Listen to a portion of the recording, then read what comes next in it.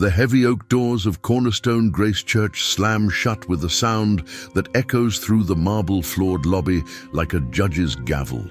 Marcus Chen, head of security, stands with his arms crossed, blocking the entrance. His navy suit is pressed to perfection, his badge gleaming under the LED lights that cast everything in a cold, clinical white. I said no. His voice cuts through the Sunday morning air. "You can't come in here like that." The man before him doesn't move. Beneath, layers of dirt and a tattered white robe that might have once been pristine, his face remains calm. Too calm. His eyes, startling blue against the grime, hold something Marcus can't name, something that makes his throat tighten. "Please," the beggar says quietly, "I just want to pray." "Not in my church." Marcus steps forward, his hand moving toward the man's shoulder. "You're too dirty for—" "Don't do that." The voice comes from behind. Marcus freezes. He turns to see Pastor William's daughter, 7-year-old Emma, standing in the doorway to the sanctuary. Her white Sunday dress seems to glow in the harsh light. Her small hand is raised, palm out, like she's stopping traffic. "Emma, go back inside," Marcus says, but his voice wavers. The little girl walks forward, her patent leather shoes clicking against the marble. She doesn't look at Marcus. She looks at the beggar, and her eyes fill with tears. "You have scars," she whispers, "just like Jesus." Before we continue, tell us in the comments what city you're watching from, and if you've ever judged someone by their appearance, write below what made you realize you were wrong. Marcus Chen thought he was just doing his job when he turned away the homeless man at the church entrance, without knowing that this single decision would expose the rottenness at the heart of the congregation he'd sworn to protect. What happens next will shatter every assumption about faith and judgment, and will reveal a divine truth that no one, least of all Marcus, was prepared to face. A story that will make you question who truly belongs in God's house and will leave you breathless. 3 hours earlier, Marcus had arrived at Cornerstone Grace Church with the same sense of purpose he brought every Sunday. The building rose 12 stories above downtown Seattle, all glass and steel and architectural ambition. Inside, everything gleamed. Italian marble floors, crystal chandeliers, cushioned, pews that cost more than most people's cars. The sound system alone had a price tag that could feed a family for years. Marcus loved it. Every polished surface, every perfectly placed flower arrangement, every detail that screamed success. He'd grown up in a storefront church in Tacoma where the roof leaked and the hymnals were held together with duct tape, where his father, a janitor, had scrubbed toilets 6 days a week and still couldn't afford to fix the family car. This church, this cathedral of prosperity, was everything his childhood wasn't. And as head of security, Marcus was the gatekeeper, the protector of this sacred space. He checked his watch. 8:47 a.m. First service started at 9. Already, the parking lot was filling with luxury vehicles. BMWs, Teslas, Mercedes. The congregation of Cornerstone Grace didn't just attend church, they arrived. "Morning, Marcus." Pastor William Reynolds swept through the lobby, his silver hair perfectly styled, his suit custom tailored. At 55, he looked like he'd stepped out of a magazine spread about successful clergy. "Big day today. We've got the mayor coming and Channel 7 is filming a segment on our community outreach program." Marcus nodded. "Security's tight, Pastor. I've got 3 additional guards on the perimeter, and I've briefed everyone about the media presence." "Excellent." William clapped him on the shoulder. "This is exactly why I hired you, Marcus. You understand what we're building here. Excellence in all things. A church that reflects God's glory through success, not poverty." The words settled into Marcus's chest like warm honey. Excellence, success, glory. These were the words that had pulled him out of the shame of his childhood, out of the memory of his father's calloused hands and defeated eyes. "I won't let you down, Pastor. I know you won't." William's smile was bright, practiced.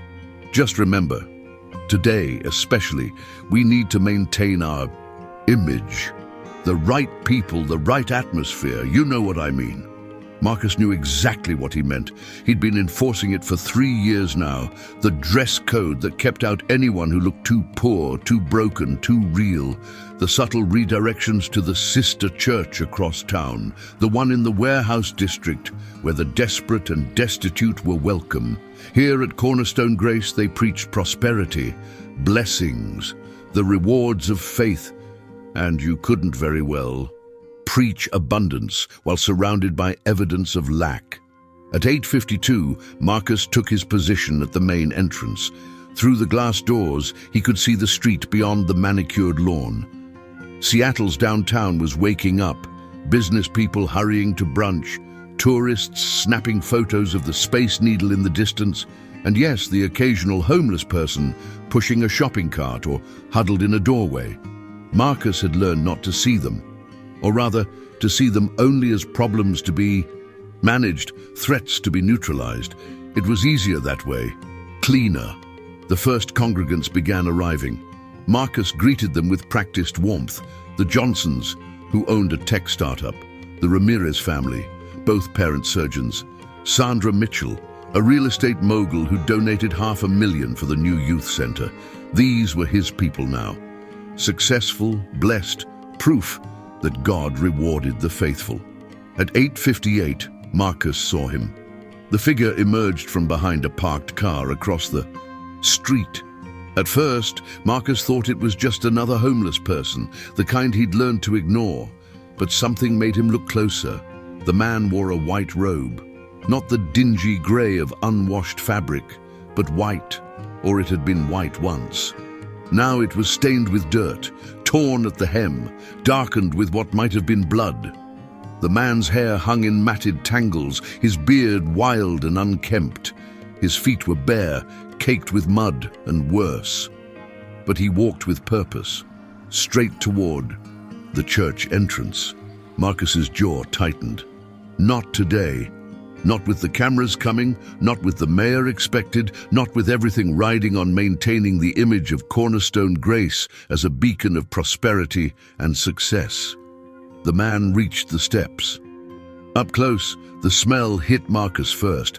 Unwashed skin, old sweat, the sour tang of someone who'd been living on the streets.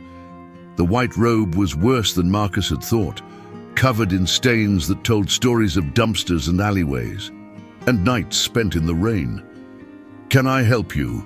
Marcus kept his voice professional, but his body language was clear. Blocking the door, arms crossed, every inch the barrier between this man and the sanctuary beyond. The man looked up. His eyes were startling, clear blue, almost luminous in the morning light.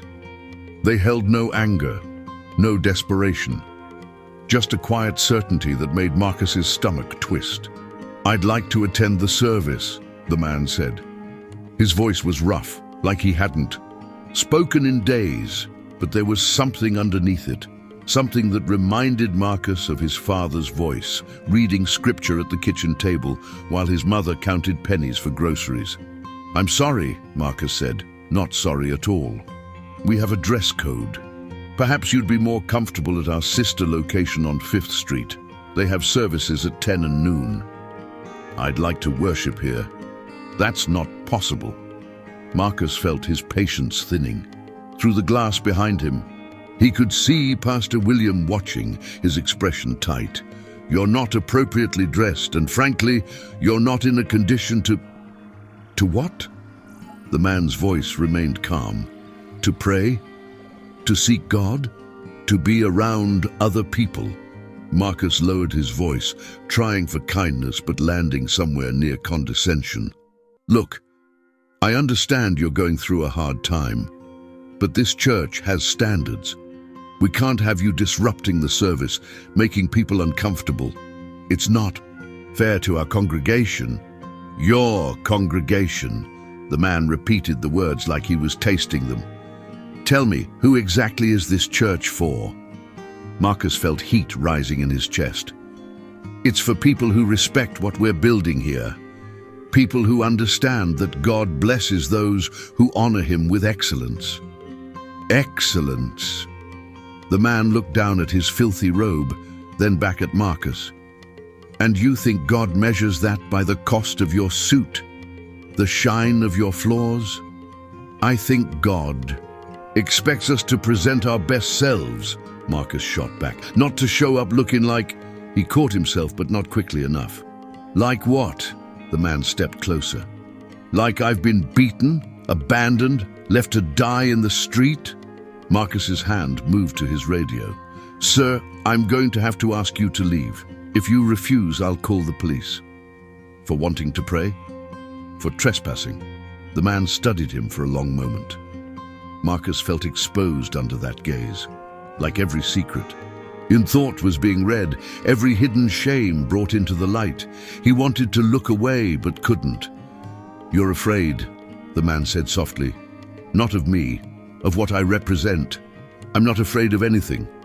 But Marcus's voice cracked on the last word. You're afraid that if people like me are allowed in, people will see that your prosperity gospel is built on sand. That all this, the man gestured at the gleaming building behind Marcus, is just a beautiful tomb, clean on the outside, full of death within. Marcus's hand was on the man's shoulder before he could think. You need to leave now. The man didn't resist, but he didn't move either. I'm not here to judge you, Marcus. The use of his name sent ice through Marcus's veins. How do you... I'm here because someone needs to see. Someone needs to witness what's been built in God's name and what's been forgotten. Emma, go back inside. The voice cut through the tension like a bell. Marcus spun to see Pastor William's daughter standing in the doorway, her small face serious beyond her years. She'd been at the children's program in the basement. How had she gotten up here? Emma, Marcus said, trying to gentle his voice, this doesn't concern you. Go find your father. But Emma wasn't looking at him. She was staring at the beggar, her brown eyes wide and filling with tears. She walked forward slowly like she was approaching something sacred. You have scars, she whispered, reaching out. Toward the man's hands. Marcus looked down and felt his breath catch. The man's palms were marked with old wounds, thick scar tissue that looked like... No, that was impossible. Emma, step back. Marcus tried to move between them, but Emma was already touching the man's hand, her small fingers tracing the scar with reverence. Just like Jesus, she said, her voice breaking. In my picture book, the nails went through his hands. Emma, that's not... Marcus started, but the words died in his throat, because the man was kneeling now, bringing himself to Emma's eye level. And when he smiled at her, something in his face shifted. The dirt and grime seemed to fade, or maybe Marcus's eyes were adjusting, but for just a moment he could see past the surface to something underneath, something that made his knees weak and his heart hammer against his ribs. You see clearly, little one, the man said to Emma. Blessed are the pure in heart, for they shall see God. What's going on here? Pastor William strode through the doors, his expression thunderous.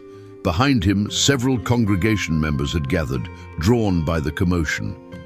Marcus saw Sandra Mitchell, her phone out, probably already texting the prayer chain.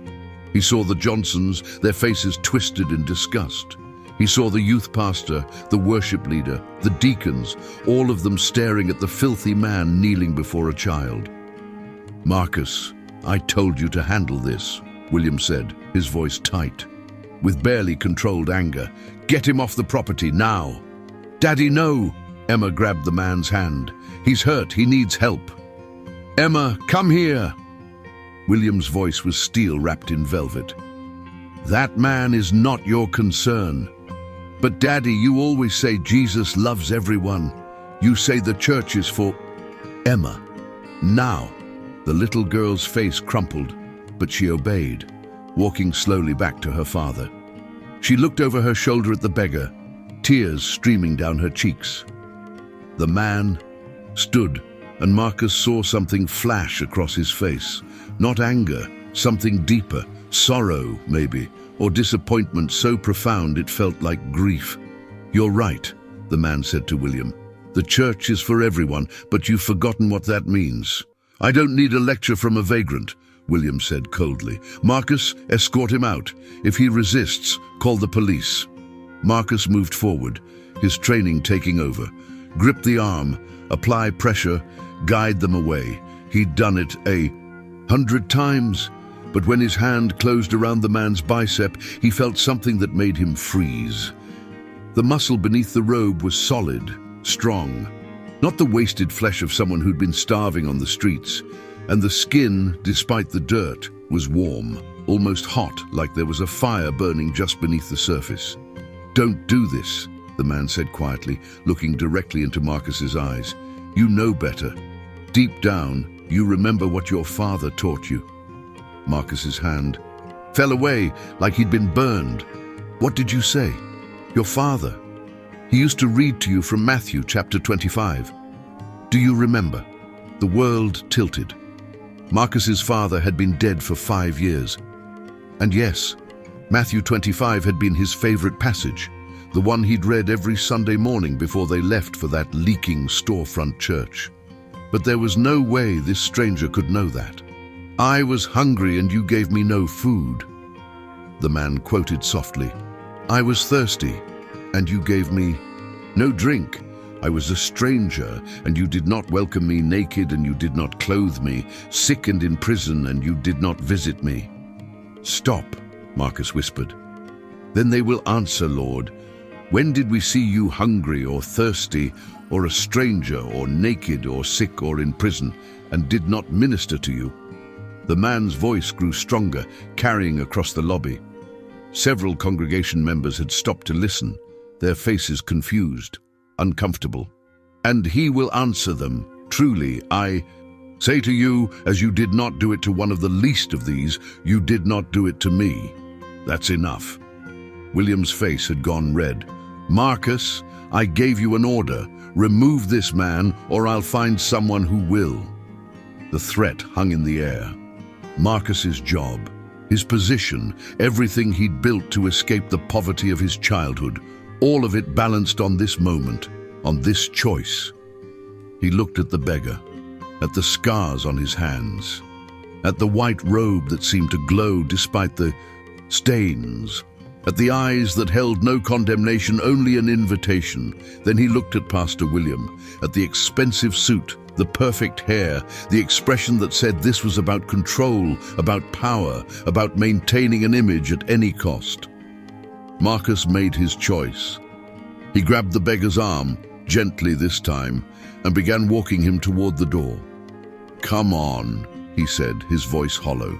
"You need to leave." The man didn't resist. He let himself be led, his bare feet leaving faint marks on the pristine marble. As they reached the door, he turned back one last time. "You're too dirty for this church," he said, his voice carrying to every corner of the lobby. "That's what you believe, isn't it? That some people are too broken, too poor, too stained by life to stand in God's presence?" No one answered. The silence was deafening. "Then let me show you something," the man said, and he reached for the hem of his white robe. "Don't," William started forward, but it was too late. The man pulled the robe up, exposing his side, and there, just below his ribs, was another scar. This one was different, wider, deeper, the kind of wound that should have been fatal. Emma gasped. Several women in the crowd cried out. Marcus felt his legs go weak, because he'd seen that wound before. In every painting, every sculpture, every depiction of the crucifixion he'd ever encountered. The spear wound, the final proof of death, the proof that became proof of resurrection. "No," Marcus breathed. "That's not possible." The man let his robe fall back into place. He looked at Marcus with infinite sadness. "You're right. I am too dirty for this church. Because this church was never built for me.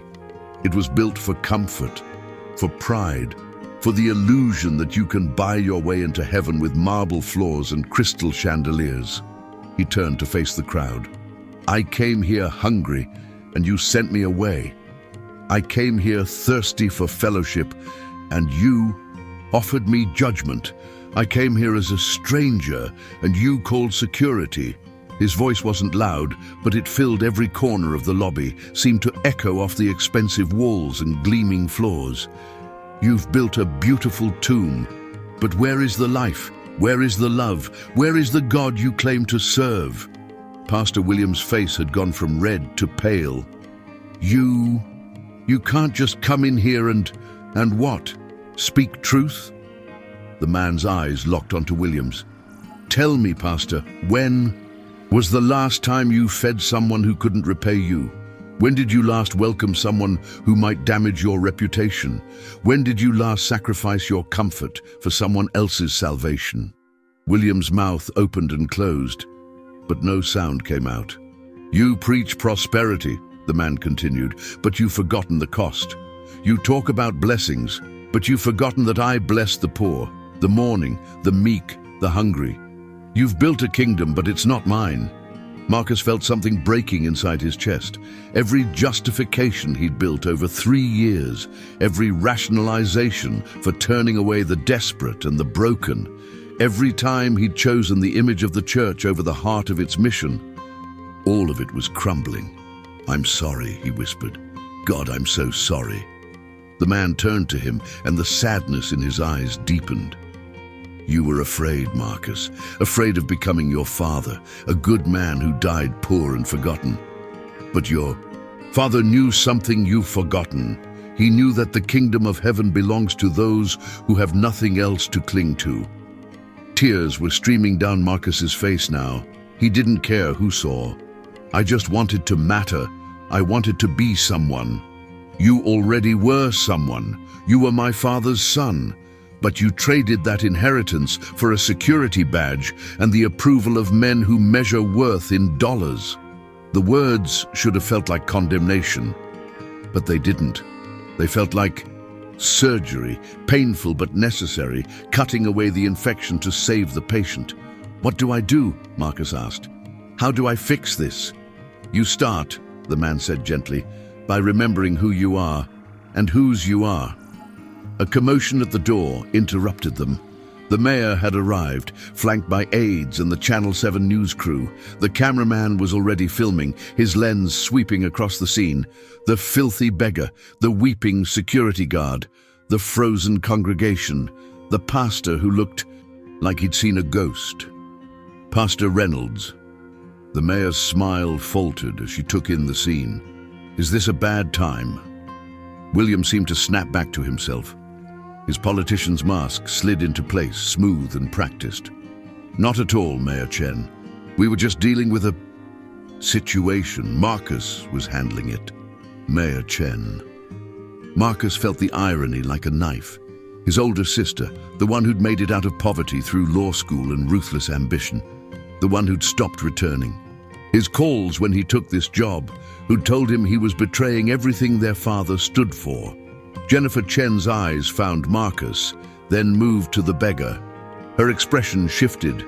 Confusion, recognition, something Marcus couldn't name. Marcus, she said softly, what's going on? Marcus didn't know how to explain, how to put into words what was happening, what he was seeing, what he was beginning to understand. The beggar spoke instead. Your brother is learning what your father tried to teach you both, that there are some things more valuable than power. Jennifer's face went white. How do you know about our father? I knew him well. He used to pray for you every morning, both of you. He prayed that you'd remember that success without compassion is just another form of poverty. That's, Jennifer's voice cracked. That's what he said. The last time I saw him, before he died. The news camera was still rolling. Marcus could see the reporter's eyes, lighting up. This was becoming a story, something bigger than a puff piece about community outreach. "Turn that off," William said sharply. "This is a private matter. This is a public church that receives tax exemptions," the reporter countered. "And this looks like news to me." William's mask cracked. "I said, turn it off. Marcus, get these people out of here, all of them. Now!" But Marcus didn't move. He was watching his sister, seeing the tears forming in her eyes, the way her carefully constructed composure was crumbling just like his had. "I forgot," Jennifer whispered. "I got so focused on winning, on climbing, on proving I was more than just a janitor's daughter. I forgot what mattered." "It's not too late," the beggar said. "It's never too late to remember." "Yes, it is." William's voice cut through the moment like a blade. "It's too late for all of this nonsense. I've built this church from nothing. I've created a community, a beacon of success, proof that God rewards the faithful, and I won't let some homeless con artist destroy it with cheap parlor tricks and emotional manipulation." He turned to the crowd, his voice rising, taking on the cadence of his sermons. "Don't you see what's happening here? This man is preying on your guilt, your doubts. He's trying to make you feel bad for the blessings God has given you, but there's no shame in success. There's no sin in prosperity. God wants you to be blessed, to live abundantly, to what?" The beggar's voice was quiet, but it silenced William instantly. "To build bigger barns while people starve outside your doors. To wear fine clothes while others freeze in the streets. To congratulate yourselves on your righteousness while ignoring the least of these." He walked toward William, and the pastor actually stepped back, his face showing fear for the first time. "You know the scriptures, William. You quote them every Sunday. But you've twisted them into something I never intended. You've made my gospel into a prosperity scheme, my sacrifice into a transaction. You've told people that faith is a formula. Give enough, believe enough, perform enough, and you'll be rewarded with wealth and comfort. That's not," William started, but the beggar continued. "But you've forgotten the cost. You've forgotten that I told my followers to sell everything and give to the poor. That I said it's easier for a camel to go through the eye of a needle than for a rich man to enter the kingdom of heaven. That I promised persecution, not prosperity. That I called my disciples to take up their crosses, not their credit cards." The lobby was absolutely silent. Even the news crew had stopped moving. The camera still rolling, but the reporter frozen in place. "I built this church," William said, but his voice had lost its power. "I brought in thousands of members. I created programs, outreach, community impact. I've done more for God's kingdom than what? Than the widow who gave her last 2 coins, than the good Samaritan who stopped for a stranger, than the father who ran to embrace his prodigal son." The beggar's voice was gentle now, almost sad. "You've built an empire, William, but empires aren't what I asked for. I asked for love. I asked for mercy. I asked for justice for the oppressed and hope for the hopeless." "You don't understand the pressures," William said, and now his voice was breaking. "The expectations, the need to compete with other churches, to keep the numbers up, to maintain the budget. If I let in every homeless person, every addict, every broken soul, we'd lose our donors. We'd lose our reputation. We'd lose everything." "Yes," the beggar said simply, "you would. And then you'd finally be ready to find what you've lost." William's legs seemed to give out. He sank onto one of the cushioned benches, his head in his hands. "I don't know how to do that. I don't know how to be that kind of pastor anymore. I don't even know if I ever was." Emma pulled away from the youth pastor who'd been holding her and ran to her father. She wrapped her small arms around his neck. "It's okay, Daddy. Jesus still loves you. He told me." William looked up at the beggar, his eyes red. "Did you tell her that?" "I didn't have to. She already knew. Children usually do before we teach them otherwise." Marcus felt his phone buzzing in his pocket. He ignored it. Nothing else mattered right now except this moment, this revelation. this chance to choose differently. "What do you want from us?" he asked the beggar. "What do we do now?" The man smiled, and it transformed his face. Despite the dirt, despite the matted hair and wild beard, he was suddenly beautiful, radiant. "You do what you were always meant to do. You open the doors. You welcome the stranger. You feed the hungry. You love without condition or calculation. You become the church. Not just a building, but how?" Sandra Mitchell spoke up from the crowd. "How do we do that without losing everything we've built?" "By realizing that what you've built isn't worth keeping if it costs you your souls." The words hung in the air like a challenge. Marcus looked around at the congregation, at the expensive clothes, the perfect hair, the faces that had never known real hunger or desperation, at the building that cost millions while people slept on the streets outside. And he made his second choice of the day. "I quit," he said. William's head snapped up. "What?" "I quit. I can't do this anymore. I can't stand at that door and decide who's worthy to worship God. I can't protect an image while ignoring the reality. I can't be the gatekeeper to a kingdom that's supposed to be open to everyone." He unpinned his security badge and set it on the bench beside William. His hands were shaking, but his voice was steady. "My father would be ashamed of what I've become, and I'm ashamed too." "Marcus, don't be hasty," William said, but there was no force behind it. "You're emotional. You're not thinking clearly." "I'm thinking clearly for the first time in years." Marcus turned to the beggar. "I don't know who you are. Maybe I'm crazy. Maybe I'm seeing things that aren't there. But I know this. Everything you've said is true, and I can't unhear it." The beggar nodded. "Then you're beginning to see." "See what?" "That the kingdom of heaven is not a building. It's not a program or a budget or a reputation. It's people choosing love over fear, mercy over judgment, sacrifice over comfort. It's you, Marcus, deciding that your soul is worth more than your salary." Jennifer stepped forward. "I want to help. I don't know how, but I want to do something that matters." "Then use your power for those who have none," the beggar said. "You have influence, Mayor Chen. Use it to change laws that criminalize poverty. Use it to create shelters, programs, pathways out of homelessness.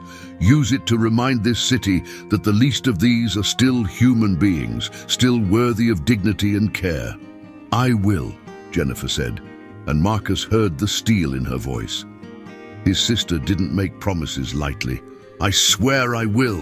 The beggar turned to the news crew. "And you have a camera, a platform, a voice that reaches thousands. What will you do with it?"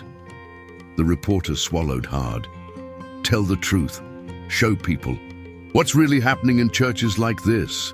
Ask the hard questions about where the money goes, who gets helped, who gets turned away." "Good." The beggar's gaze swept across the entire congregation. "All of you have a choice now. You can continue as you were, comfortable and safe and slowly dying inside, or you can tear down what you've built and start again, this time on the foundation I laid 2,000 years ago. Love, mercy, justice, humility." "But what about the church?" Someone called out. "What about Cornerstone Grace?" "What about it?" the beggar replied.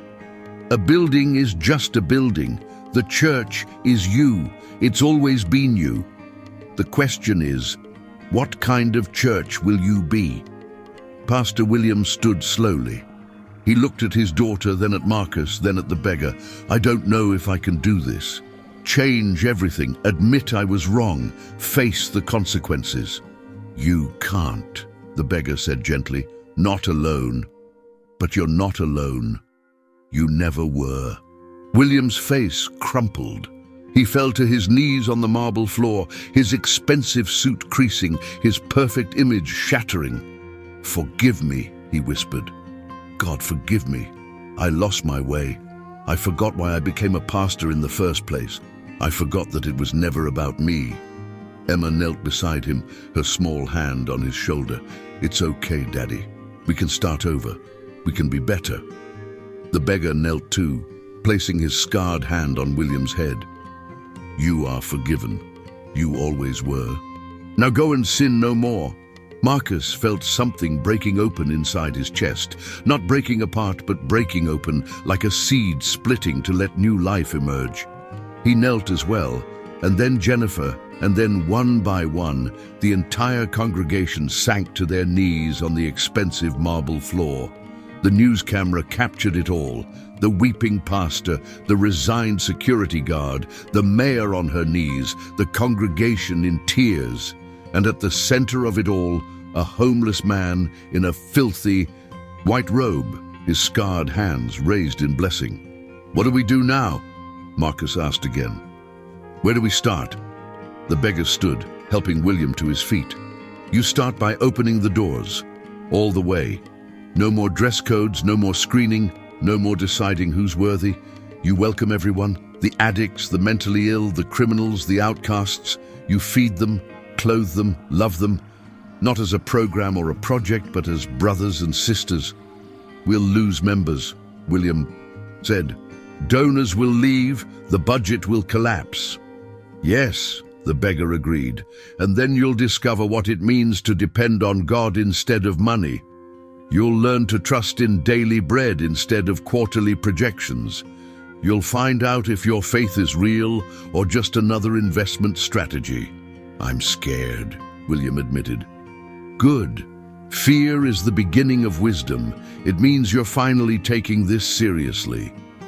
The beggar walked toward the door, and Marcus felt panic rising. Wait, don't go. We need you.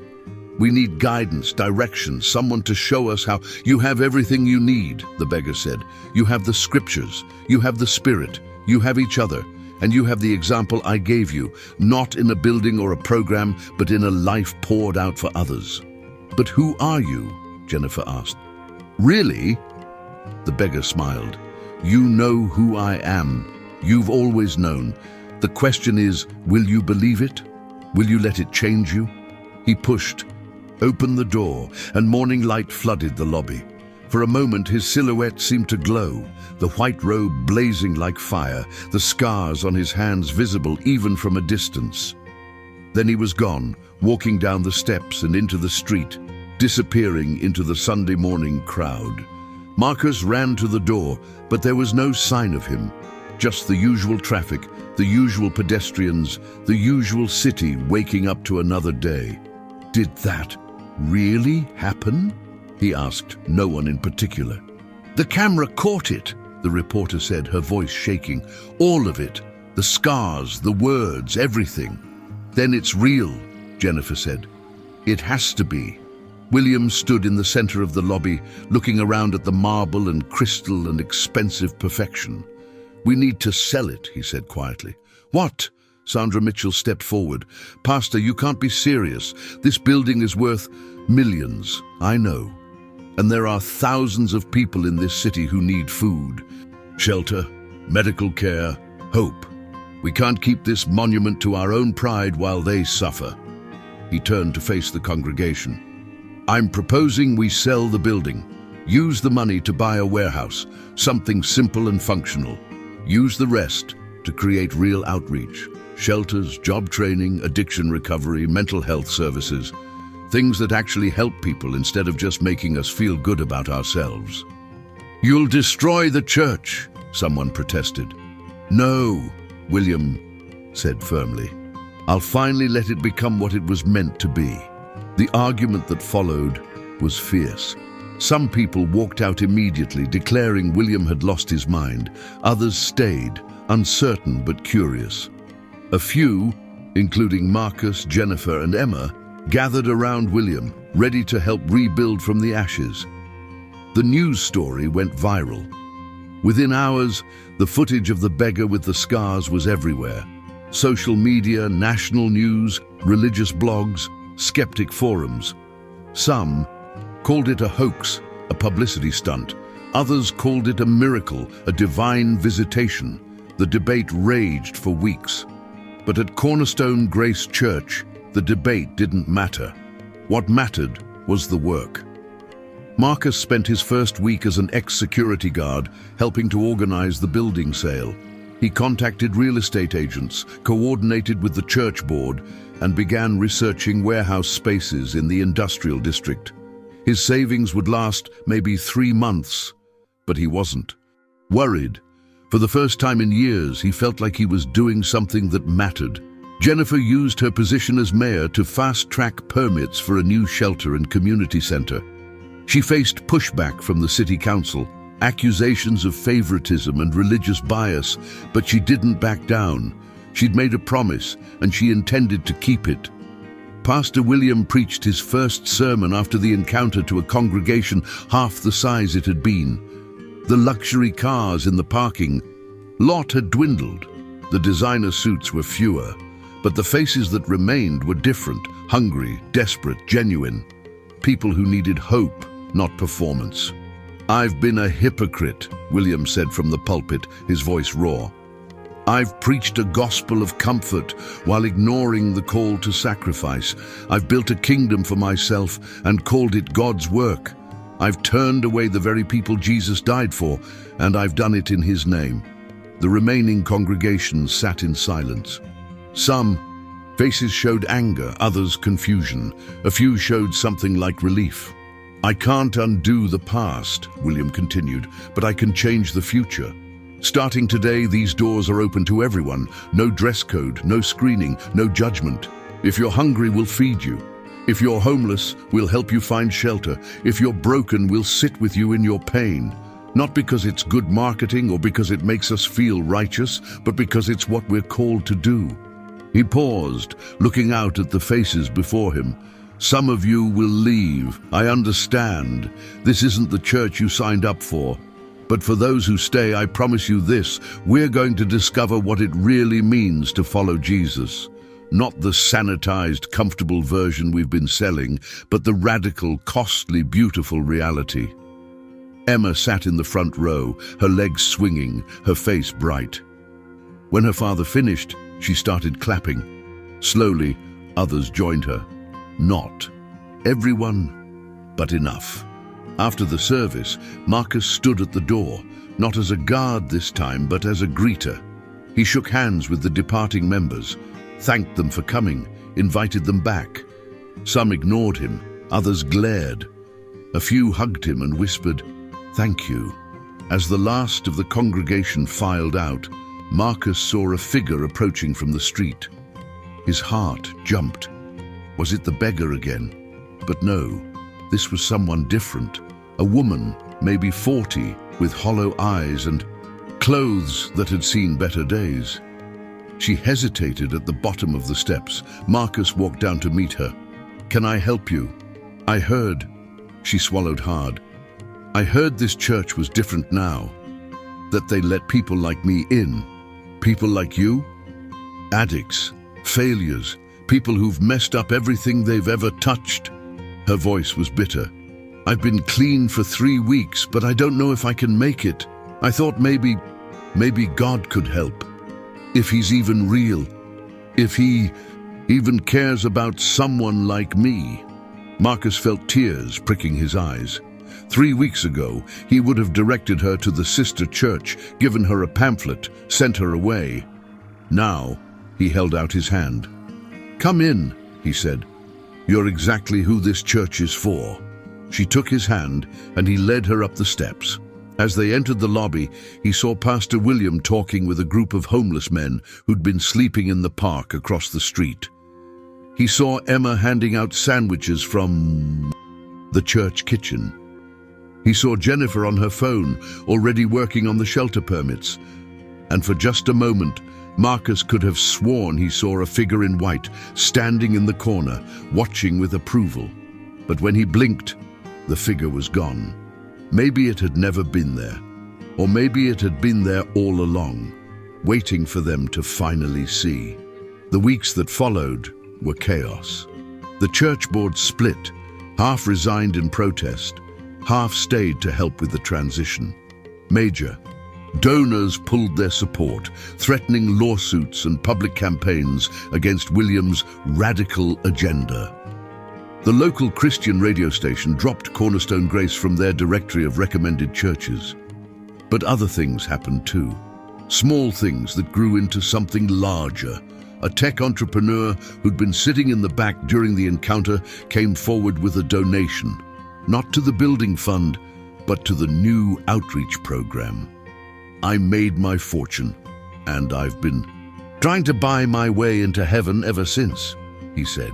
Maybe it's time I actually did something that matters. A group of nurses from the congregation volunteered to run a free medical clinic one night a week. A lawyer offered pro bono services for homeless clients dealing with legal issues. A chef who'd been attending for years started cooking meals for the growing number of people who showed up hungry.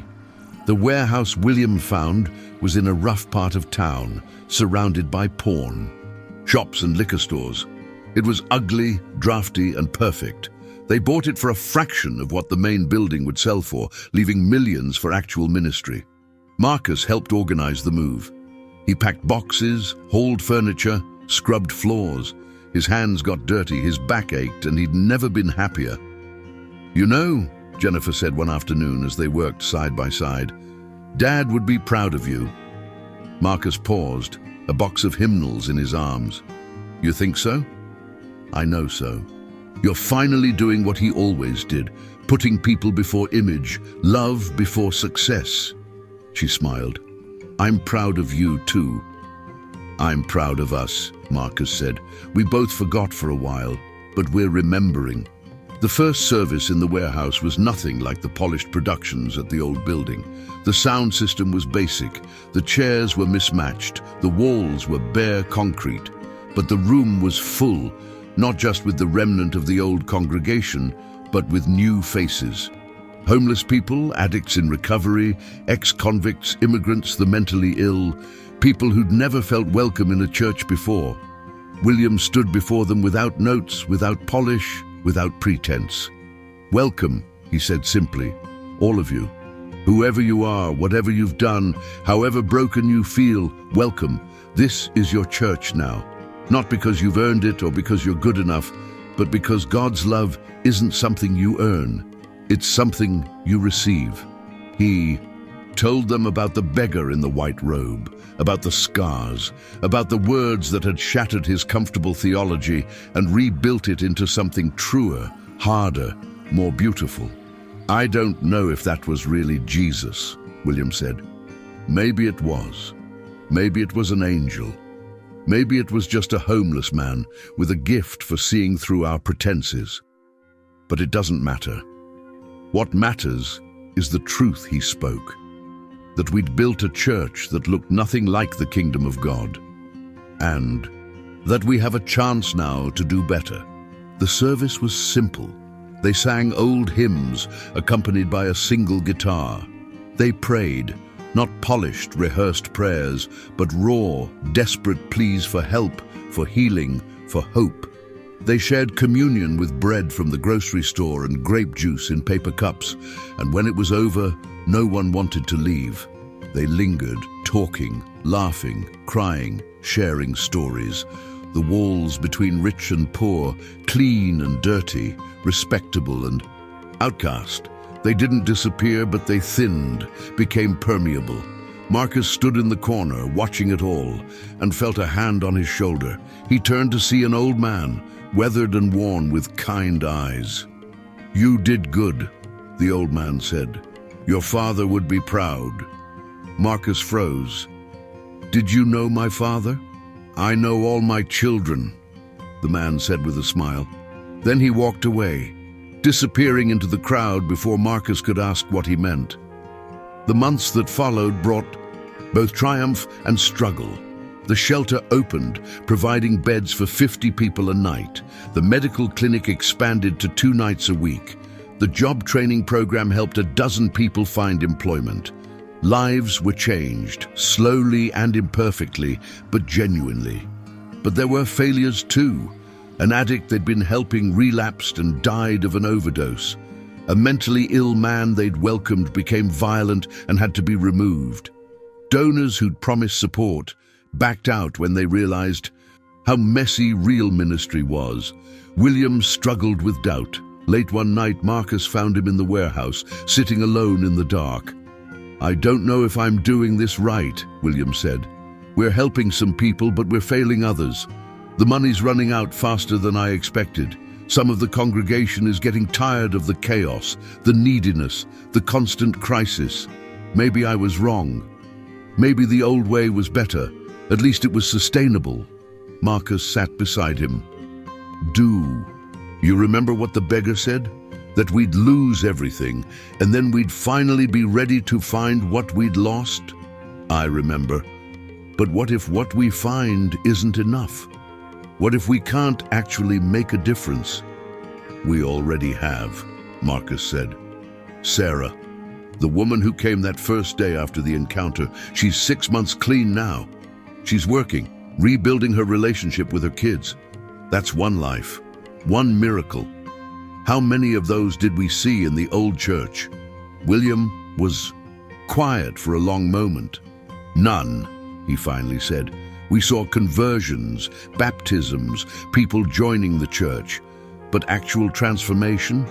Actual lives changed from darkness to light? I can't think of a single one." "Then maybe we're finally doing it right, even if it's hard, even if it's messy, even if it costs us everything." William nodded slowly. "You've changed, Marcus. You're not the man I hired 3 years ago." "No," Marcus agreed. "I'm becoming the man my father raised me to be. It just took a beggar in a white robe to remind me." The 1-year anniversary of the encounter fell on a Sunday. The warehouse church had grown to about 200 regular attenders, a fraction of the old Cornerstone Grace's membership, but more diverse, more genuine, more alive. William decided to mark the occasion by telling the story again, from the beginning.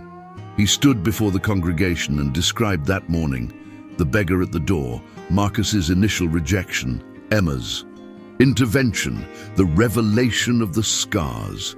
"I've spent a year asking myself if it was real," William said, "if that was really Jesus, or if we all just saw what we needed to see, and I've decided it doesn't matter, because real or not, that encounter changed us.